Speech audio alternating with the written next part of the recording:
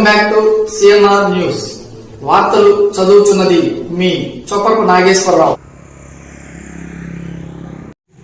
ప్రకాశం జిల్లా దర్శి నియోజకవర్గం దర్శి ప్రాంతంలో అక్రమంగా మట్టి తరలించుటలో మట్టి మాఫియా విధానాలు రోజురోజుకు మితిమీరిపోతున్నట్లు స్థానికులు వ్యక్తం చేస్తున్నారు.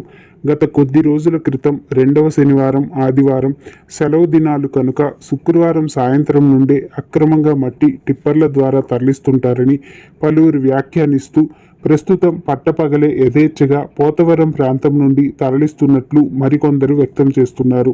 కొన్ని రోజుల క్రితం పోతవరం ప్రాంతం నుండి మట్టి టిప్పర్ల ద్వారా అక్రమంగా తరలిస్తూ రోడ్డుపై పడిపోయి ప్రజలకు ప్రమాదంగా ఉన్నట్లు ఆ ప్రాంతవాసులు తెలియజేయటం గమనార్హం.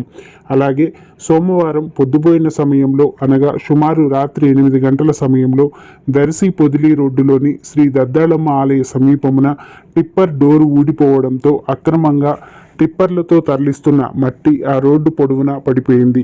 దీనితో ట్రాఫిక్ కొంత సమయం నిలిచిపోయిన విషయం స్థానికులు కళ్ళారా చూచట జరిగింది. అయితే మట్టి రోడ్డుపై పడిన విషయం మట్టి మాఫియాకు తెలిసి ప్రొక్లైనర్ ద్వారా వేరొక టిప్పర్లో తరలించినట్లు సమాచారం.